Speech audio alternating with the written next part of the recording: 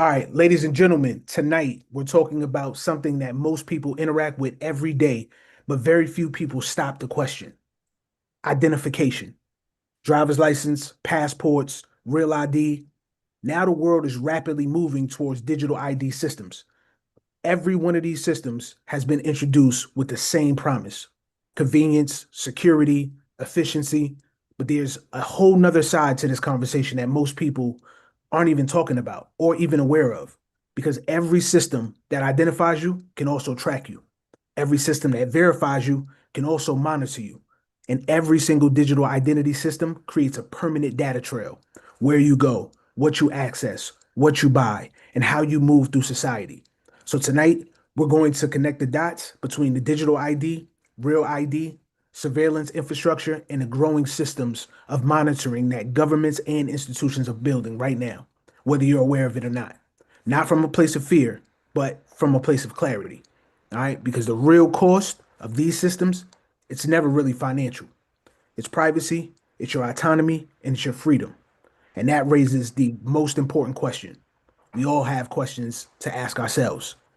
If we don't fully understand the systems that identify us, track us, and monitor us, are we truly free? Let's connect the dots. All right. So, first things first out the gate. What exactly is the real ID? The real ID is definitely not a mystery. It's a tighter standard for identity verification. It's basically the government saying the old version of proving who you are isn't good enough for certain things anymore. That's it. The real ID is a signal. It tells you the direction of travel: more standardization, more verification, less wiggle room, basically more control. Now, the real ID itself is a physical world identity layer, but people keep treating it like it's the final move. It's not. It's just the part that gets you used to the idea that identity isn't casual anymore. It's becoming formal, structured, enforced.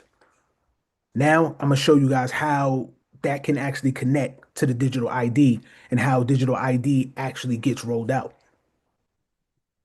So if if you wanted, let me see where I want to go with this.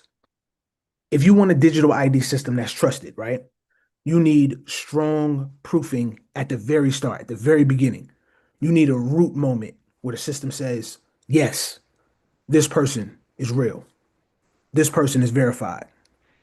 The real ID strengthens that proofing step. So no, the real ID, it isn't the same as the digital ID, but the real ID can become the foundation that feeds the digital ID. Physical proof to digital credential. That's the bridge. Now, here's how the digital ID actually shows up. Not all at once, not one big, huge announcement. It enters as convenience. Do this, and your life gets easier. Faster onboarding, faster verification, less fraud, less waiting. Then it moves into high friction areas first.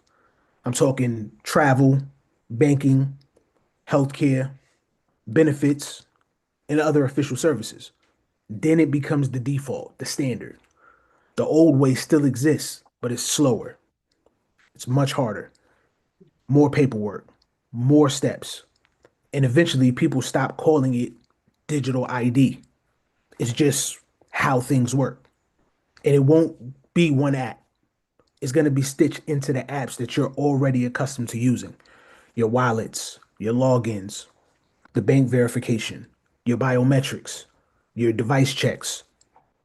Now let's really define what the digital ID actually is. So the digital ID is essentially is the system that decides who you are, what proof you have, whether you're approved or not. And there's three forms it usually takes. The first one is centralized. A government, bank, or platform basically owns your profile. The second one, federated. You basically log into one system, a one-stop shop, and it becomes your pass across other platforms, other systems. And then the third, self-sovereign. You carry the credentials and share only what's needed. And here's the difference in plain English, plain language. Centralized, they hold it. Federated, they share it. Self-sovereign, you carry it. Now here's the dot that most people miss. The digital ID isn't happening in a vacuum. It's happening at the same time decentralized technology gave people a new option. I think we should definitely talk about that. Steve, what you think?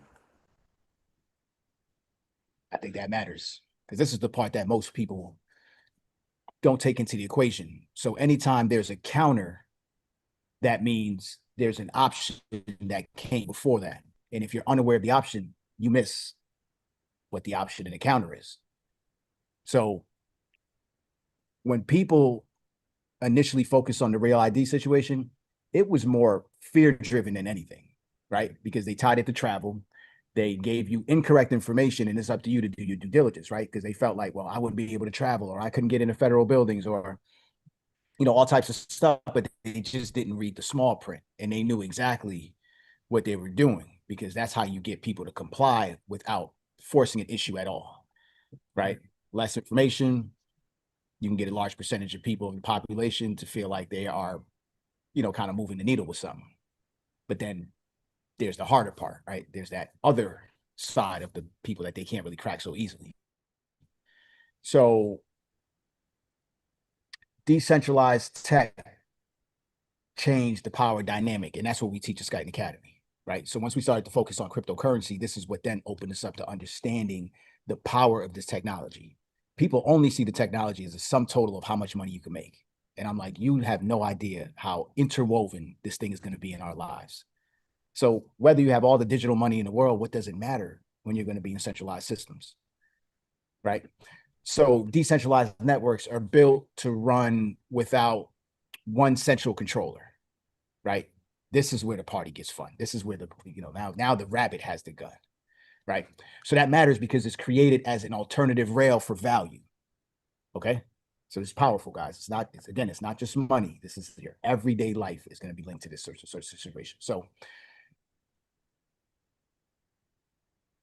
let's leave a position on this one. This does not mean that the government doesn't have any power, guys. There still is a power structure in place. All right. They're still going to control taxes. They're still going to control enforcement, banks, on ramps, right? There's still going to be a centralized control, but you do have an option once you understand what the options are. We won't get too much into them on this one. That's a kind of different conversation, but we wanted to kind of start stirring the pot a little bit for you guys. So when people have alternatives, total control gets a lot harder, right? I don't think that the centralized powers champ would really want to be ruling over dead people, right? I still think there is a sense of Batman is always going to need a villain. Or at that point, I doesn't agree. matter. And the villain's always going to need Batman. See what I'm saying? Mm-hmm. So we're the Batman in the equation, and we're breaking this thing down on how it works. So when people have alternatives, again, total control gets harder on the government side. So what's the workaround? You don't control the network. You control the access to the network. This is the genius of these guys. Right? You control the gates. Gatekeepers aren't looking to get rid of, they still want to hold power. So because most people still need an exchange account, you're still going to need a bank connection. You're going to need approved devices. This is where they're going after those rails, right? You're going to need a working phone number, a verified email, recovery codes. We don't own access to that. So now we have to start looking at who owns those systems and who are they in bed with? Are they in bed with common citizens like me and you? Or do they comply with federal agencies? So even if the network is decentralized, the entry points can and will be centralized. Okay. That's the move right there. I need you guys to understand that. Even if the network is decentralized, the entry points can still be centralized. That means your bank connection, right? Even if your crypto exchanges, still centralized. Okay. Now watch what happens when identity becomes the gate. Tech stops being apps. All right. Understand? It becomes national infrastructure at this point. So this brings me to the military tech dot, and this one's important. So at the beginning of the year, I want you guys to, if you want to go back, when Trump got inaugurated, there was nothing but technocrats behind him. These were the same guys that were talking bad about him during the last administration, but these are some of the most powerful men and women in business known to man today, CEOs of the most powerful companies in the world, right? Most of them all based here in America. Okay. So now they're standing behind the president of the United States. Unprecedented that you had the private sector in there. The U.S. Army then launched a program called Detachment 201 last year. Okay. It's an executive innovation court. Simple, guys. It brings senior tech leadership into the Army Reserve to speed up tech transformation. You got to ask yourself why. You're giving citizens and guys of private companies access to the highest level of the military. Champ, you've been in the military before. Absolutely. How is this precedent or unprecedented? This is unprecedented. So you've never seen something like this before. This is new. We've always had emerging technology. We've always been on the cutting edge of new things, right? Innovative ways to make our military stronger, but never to this extent. Autonomous drones that are literally the size of regular planes, like unmanned joysticks, the works. This is different. This is different now. So in a nutshell, guys, what happened is modern defense is now software. So what do you have to do? You bring in the biggest software companies in the world, right? AI, cyber, Champ mentioned drones, data pipelines, logistics, satellites. I mean, you name it. These guys are going to control these things, right? So the military is building a tighter bridge with the tech world right now. And that's what Detachment 201 was about. All right. Now let's connect that to the identity piece. In the old world, security was borders and walls, right? In the new world, the border is a login, right? We literally just deduced it to a login. The border is a credential. The border is whether the system recognizes you and approves you. Now let's connect that to AI, one of the most powerful technologies known to man. Okay. AI is the part that changes everything in the equation. Okay. So you have AI, OpenAI, Anthropic, right? And the enforcement layer. This is one of the major ones, guys. Take notes. Anthropic got labeled a supply chain risk the other day by the Pentagon. Okay. They were initially the front runner for the government contract with the Pentagon. And the agency started moving away from their tools. All right. So there was a disagreement about restrictions, including domestic surveillance of civilians, right? Autonomous targeting safeguards. They wanted to monitor surveillance on citizens using AI through Anthropic. Then they wanted to control autonomous drones using AI. We've never been here before. What if that drone or that AI system that's never been trained on this before makes a mistake? Or goes rogue. There you go. Right? So I'm not here to argue about who's right, who's wrong, right? I'm just you what the signal is showing right now. We're not talking about computer products anymore, guys. This is way deeper than that. All right. At the same time, OpenAI is now involved. They step up now. Sam Altman will never sign a contract. He'll never not take a deal, guys. This is the next coming of Bill Gates. He's the next coming of Mark Zuckerberg. This guy is looking to dominate in all sectors. Okay. So OpenAI steps up and they're the guys. They said to the government, they're not allowed to use their tools for domestic surveillance of the U.S. Person or any person in the United States. They also said that the intelligence would require separate agreements. This is what they said out loud, right? But if the first deal got cut for that same agreement, why would the second deal go through? And they're not considered a supply chain risk. Here's what you need to understand. Control doesn't always look like someone's watching you, right? Control can be automated, and that's what happens. That's the power of AI. AI doesn't need a person staring at your life. You understand? It can store you, it can flag you, it can label you as a risk. It can limit you. It can make a mistake and cut all access off, everything. Okay. And you'll never see the reasoning behind it because there's due process with this. Once it's coded, it's coded. All right. So if AI becomes the brain, the digital ID becomes the gate at that point. And that combination is where things can get a little rough for a lot of people. Okay. Here's the layer nobody talks about. This is the crypto layer. We've known about this for years. You can go back on our YouTube and you can see going back to 4 years, central bank digital currency. We've been talking about this setup for a long time. This is the next layer. This is called the risk model. All right. So a CBDC is a central bank digital currency. So Champ laid out in the beginning what the real ID is. He laid out what the digital ID is. He gave you the bridge between the real ID and the digital ID, right? What's the physical infrastructure? That's what we carry. Then they link the conveniences to our everyday lives, right? Then they bring in a detachment 201 that says the government now has access to all that information that these private companies are going to get. Now we look at the CBDC layer, which you cannot ignore because we've watched many countries, China front runner in this. You know, you have India, you have many countries in Africa. Every country is going to have that. This is when you look at the first C and the B, that stands for central bank. This is why these guys can sit back and laugh. Those are the most powerful guys in the world, more powerful than world leaders. All right. This is what makes the money move. This is the heartbeat of the world. Okay.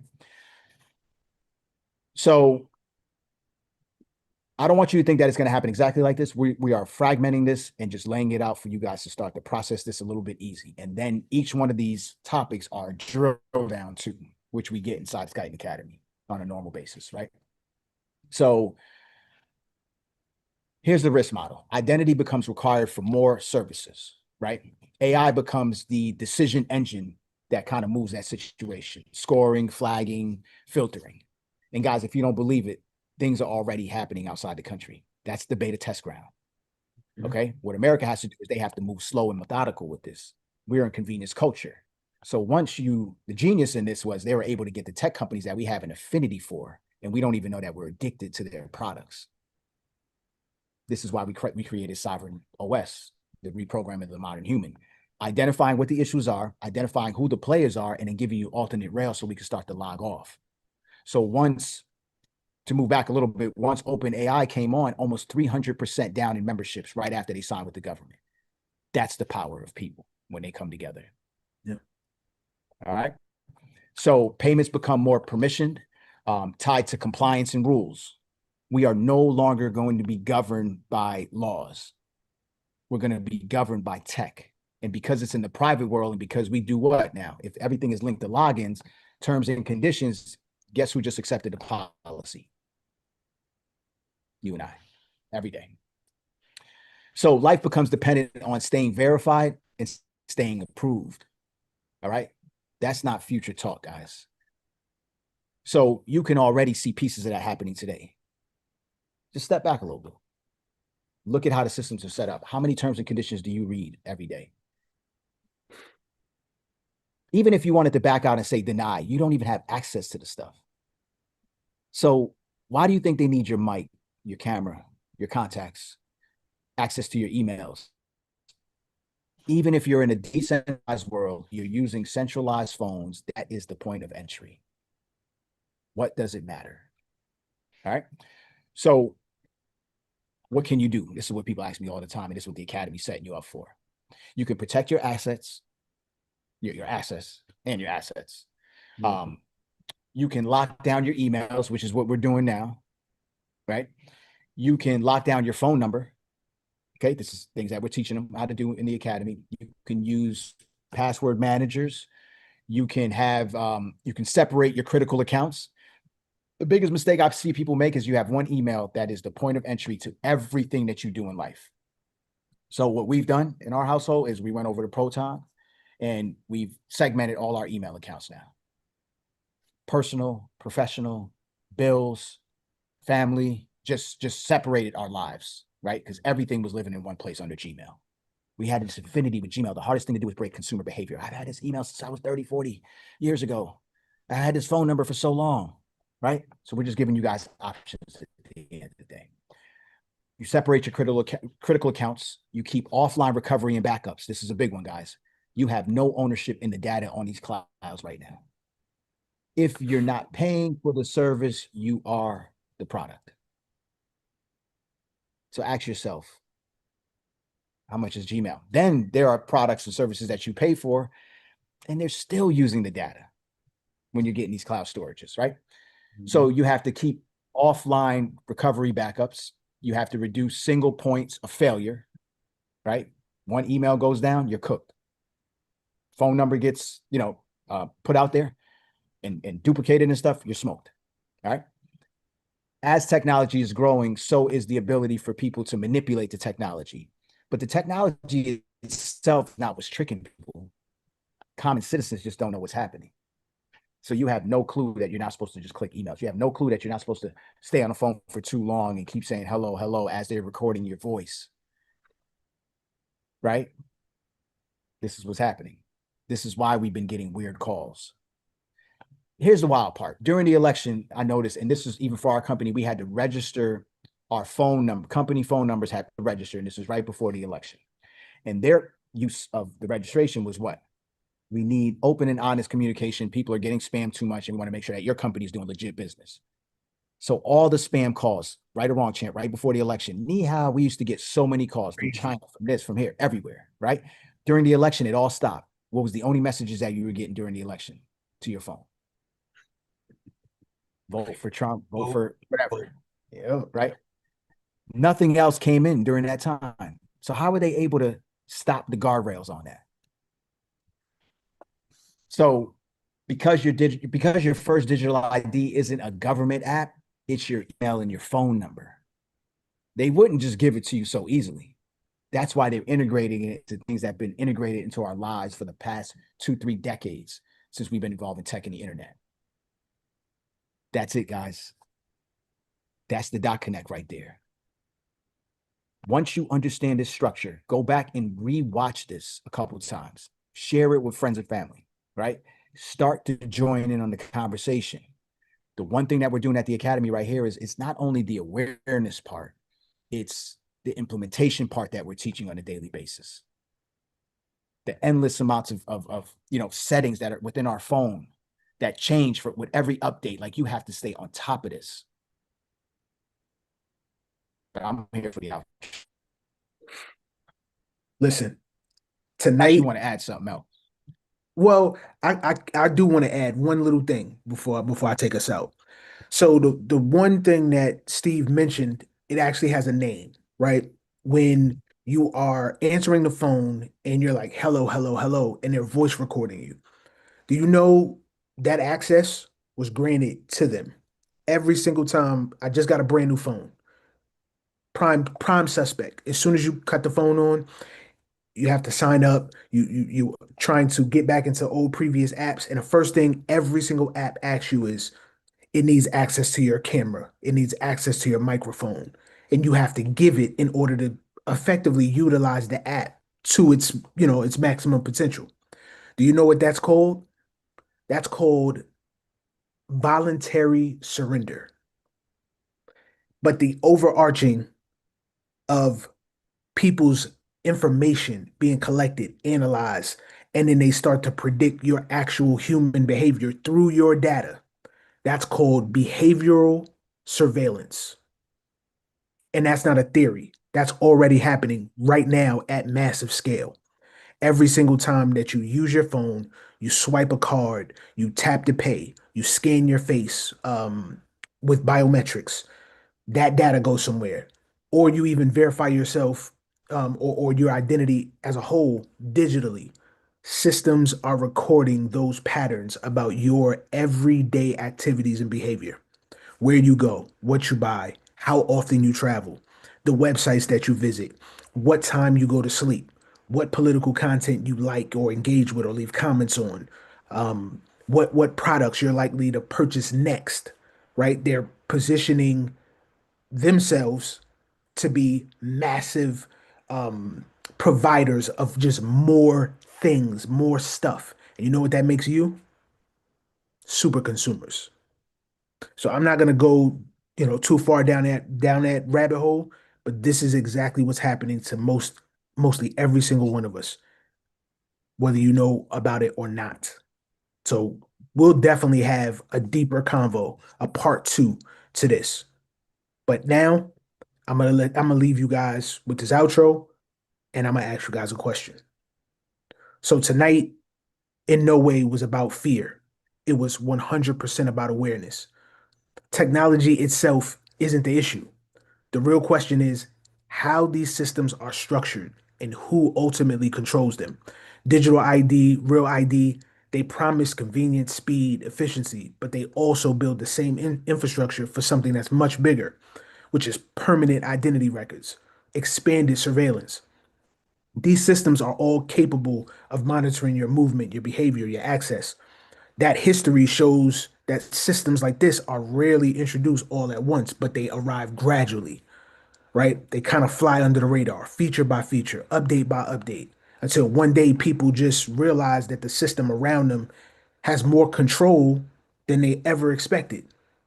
That's why conversations like this actually matter, because awareness gives you perspective, and perspective allows you to move through this world with intention instead of just pure ignorance. And as we always like to say, ignorance is not bliss, it's dangerous. So I'll leave you with the same question we started with tonight. If the systems can track you, monitor you, and control you or your access, but we don't fully understand them, are we truly free? Sit with that, internalize that. And if you're ready and you know you have a move to make, we welcome you here at Skyton Academy with open arms. Right now, we've got a dollar 7-day trial going on. The information is going to be down below on this replay. Share this, like, subscribe, share this with your community. You need to be close. The world is rapidly changing, and if you aren't changing with it, you're doing yourself and your family a disservice. So that's going to wrap Connect 131. Steve, if you don't have anything else, Smoked it. my guy, likewise. Appreciate you being frontline with me, bringing this stuff to the people. Wouldn't have it no other way. Who else? Skyton Academy. Love.